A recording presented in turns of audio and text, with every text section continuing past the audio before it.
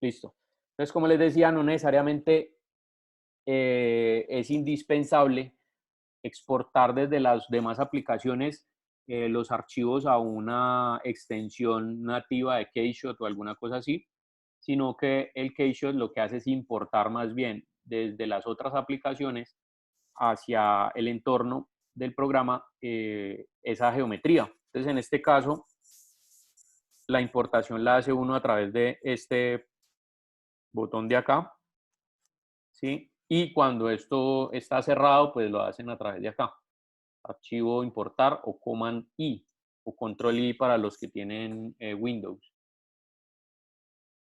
Entonces, cuando yo abro acá, simplemente lo que hago es incluir el archivo, pues abro el archivo de Rhino directamente, pues estos son todos los formatos que el programa está en capacidad de leer, ¿sí? Por acá hay archivos de SketchUp, de Rhino, de SolidWorks, bueno, de varias cosas. Cuando tienen, por ejemplo, líneas de animación, también respeta el tema de las líneas de animación. Entonces, por ejemplo, cuando ustedes hagan animación en 3D Studio Max o en estos otros programas de modelado 3D, pues también lo van a poder renderizar acá.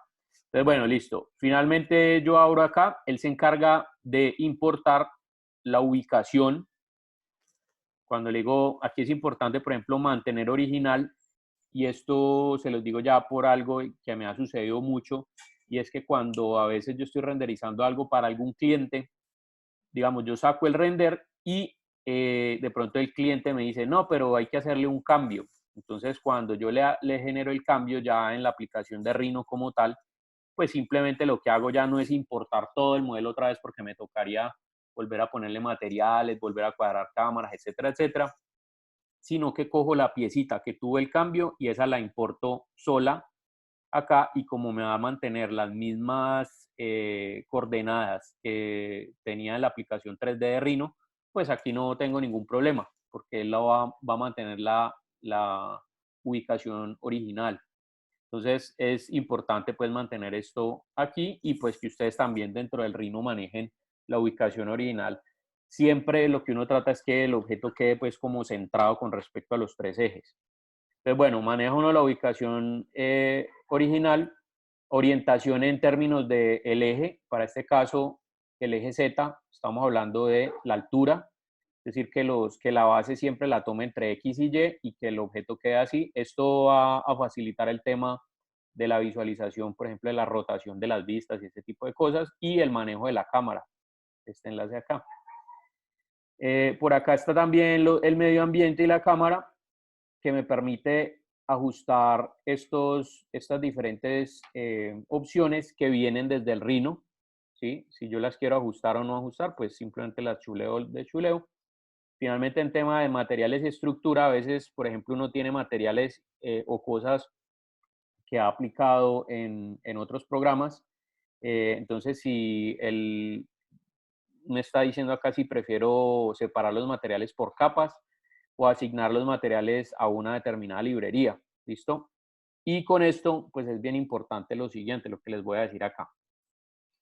Eh, no es lo mismo renderizar o preparar un modelo tridimensional para para un objeto que va a ser producido que para un objeto que va a ser renderizado.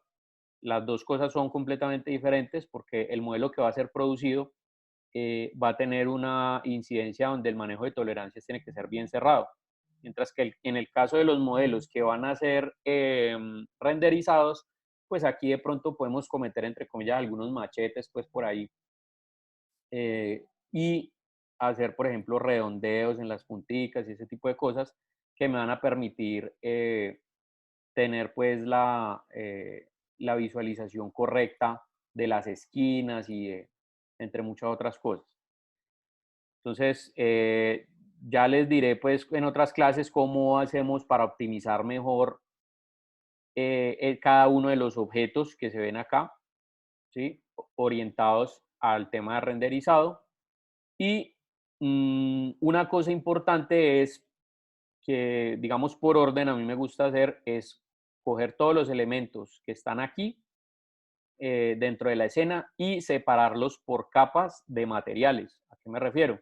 Que, por ejemplo, si este es metal, yo le asigno una capa, por ejemplo, metálica, y voy a coger, por ejemplo, la parte de atrás del iPod, ¿sí? Y la voy a llevar aquí, mover objetos a esta capa. Voy escondiéndolas, por ejemplo, los tornillos en este caso serían también de esa capa metálica, entonces los incluyo allí. Después entonces coloco acá plástico negro, o dependiendo de los colores que ustedes vayan a utilizar. Entonces voy, ¿sí? Incluso por ejemplo aquí negro brillante, porque también puede ser plástico negro mate. Entonces, bueno, voy excluyendo de la selección para uno poder saber, em, bueno, esto dentro del negro brillante, esto lo vamos a poner iluminación.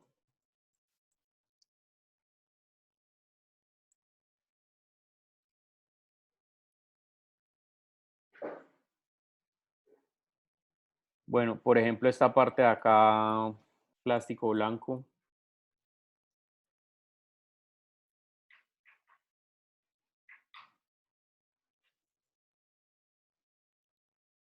Este fondo, por lo pronto aquí lo vamos a quitar, no lo necesitamos, y lo mismo esta luz. Entonces, vamos a quitar ambas cosas y estas líneas también se van porque estas líneas finalmente no dicen nada.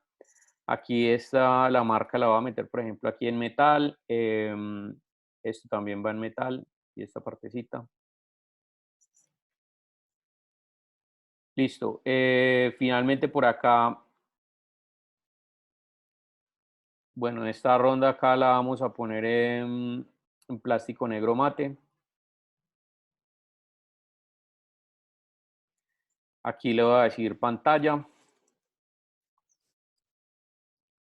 para colocarle después la pantallita encendida. Y, por ejemplo, estos dos de acá, voy a hacer otra capa que se llame rejillas para que veamos cómo se generan los materiales con capas de opacidad. Y aquí están los conos. Bueno, esto los voy a meter aquí en donde dice metal. Esto los voy a meter aquí en dice plástico negro mate. Lo mismo que estas cositas. Y finalmente esto, pues vamos a decirle también luces. Listo, entonces una vez están ya separados por capas, y aquí sí puedo guardar la escena. Listo. Y esto va a hacer que cuando, perdón un momentico, yo me salgo de acá, esto va a hacer que cuando yo importe el archivo, él me respete las escenas, ¿sí? Las capas de escena. Entonces, separar los materiales por capa.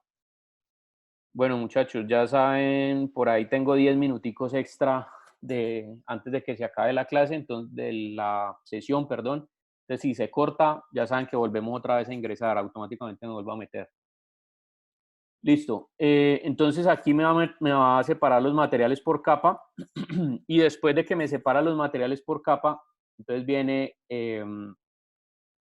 aquí el tema de la geometría.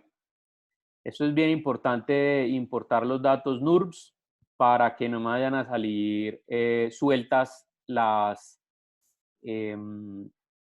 diferentes superficies. ¿Listo? Entonces, cuando yo le doy importar, él viene y me trae exactamente igual. Miren que me trae con los colores de las capas. Y aquí, en este panel donde tengo la escena, este panel sale de acá, es el panel de proyecto, donde tengo la escena.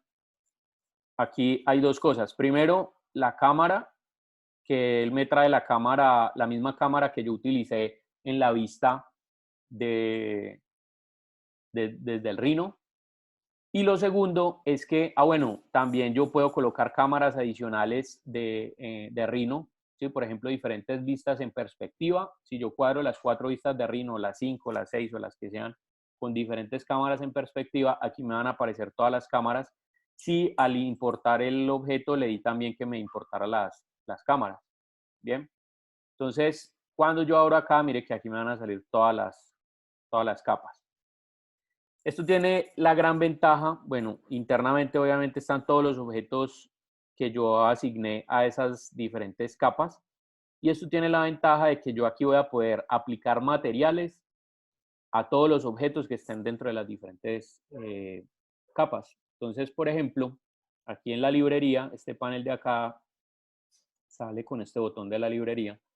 Voy a poder meterme aquí en la librería de materiales y tengo la librería de materiales por defecto de Keyshot. Entonces aquí hay materiales arquitectónicos, pinturas, digamos telas y cuero, bueno, hay un montón de cosas. Y por ejemplo, en los metales, si yo me meto aquí donde dice metales, pues aquí tengo seleccionados todas las opciones, todos los objetos que en teoría son metálicos. Voy a poder revisar materiales metálicos acá. ¿Correcto? Entonces, por ejemplo, digamos que yo quiero aplicarle este aluminio anodizado, ¿sí? Y que está cepillado. Entonces yo selecciono, arrastro y me lo llevo hasta la capa y allí lo suelto. Y automáticamente lo que va a hacer el programa es que los objetos que están dentro de esa capa asumen automáticamente el material. ¿Listo? Entonces, este digamos que es mucho más sencillo que lo que sucede, por ejemplo, con el V-Ray para Rhino. No quiere decir que uno no pueda en V-Ray aplicar materiales a las capas, eh, pero de todas maneras hay que dar como una vueltica más larga. Bueno, hay otro tema aquí, es que estos tres elementos son indispensables, digamos, para desplazarse en la escena. Entonces aquí tengo la herramienta de rotación. Cuando yo le doy clic acá, simplemente lo que hago es dar clic sostenido y arrastrar, y aquí puedo generar el enfoque de la cámara, es decir, la visualización o el plano que quiero generar con la cámara. Adicionalmente tengo la herramienta de paneo, que si yo la saco aquí, pues simplemente lo que voy a tener es el desplazamiento, que es como cuando yo le doy en Rhino clic derecho sostenido con Shift. Y adicionalmente voy a tener la herramienta Dolly, que aquí es como un zoom, ¿sí? Si yo le doy clic y arrastro hacia adelante, él se va a alejar; si arrastro hacia atrás, se va a acercar. Otras condiciones que hay es, por ejemplo, el manejo de perspectiva. Una perspectiva al 50% es como el lente que maneja por defecto la cámara de Rhino. Pero si yo también reduzco esto al 35%, él me va a dar, o bueno, conforme esto sea más pequeño, por ejemplo, de 10, ¿sí? Él me va a dar unas perspectivas que pueden llegar a ser interesantes desde el punto de vista de la expresión del render, ¿sí? O de la composición de la imagen. A mí personalmente me gusta trabajar en 35, un lente de 35 milímetros, que me da una perspectiva que no es tan aberrada, pero que de todas maneras uno sí puede colocar algunos detalles, algunas cosas. Listo. Este motor de render tiene una característica también que es bastante interesante, que también la tiene el V-Ray o las últimas versiones del V-Ray, y es que él hace actualización en tiempo real. ¿Qué quiere decir? Que si yo muevo, él automáticamente me hace una previsualización con la GPU de la tarjeta de video. Entonces aquí netamente lo que se está haciendo es el renderizado con la GPU de la tarjeta de video, pero ya el render final, él me lo genera con los núcleos del procesador. ¿Listo? Entonces para eso hay que tener una buena tarjeta de video y un buen procesador. Listo. Vamos a seguir entonces aplicando acá, por ejemplo, los diferentes metales. Entonces yo por acá tengo plásticos. Entonces tengo diferentes tipos de plásticos: fibra de carbono, plásticos rugosos translúcidos. Por ahí alguien tiene una preguntita. Sí se puede hacer renderizado con la GPU. El tema es que la GPU no tiene control sobre algunos detalles, por ejemplo, con los relacionados por ejemplo, al anti-alias. El anti-alias es esto que ustedes ven acá. Digamos que ahí la GPU está, de la tarjeta de video está renderizando esta escena acá y yo puedo hacer captura de pantalla. Eso sería un render, digamos, con la GPU. Pero si ustedes ven acá el resultado, digamos, de la parte del anti-alias, es decir, de la nitidez con la que se generan algunas partes, como por ejemplo los radios o cuando hay contrastes fuertes de colores, se ve como escalonado. Eso no lo puedo controlar con la GPU porque la GPU simplemente está diseñada es como para el tema de la visualización. ¿Listo? Lo otro es que la GPU de pronto a veces no asume el tema de los rebotes de iluminación. Sí, incluso si hace ray tracing también. Digamos que el ray tracing me permite generar un previo o un cálculo previo, digamos, de la iluminación. Lo que pasa es que en el momento en que yo modifico la posición, ya ahí ya se perdió el ray tracing. ¿Sí? Entonces, digamos que ahí él vuelve otra vez a hacer el cálculo de ray tracing inmediato. Lo que no asume la GPU es, por ejemplo, cambios en la iluminación con respecto al medio ambiente. ¿Sí? Esto lo vamos a aprender a manejar. Este es el editor de HDRI para que ustedes puedan ubicar las luces y, bueno, las cosas para dar diferentes esquemas de iluminación. Esto después en clases posteriores lo vamos a mirar. Entonces, por ejemplo, hay algunas opciones de aquí que no asume la GPU.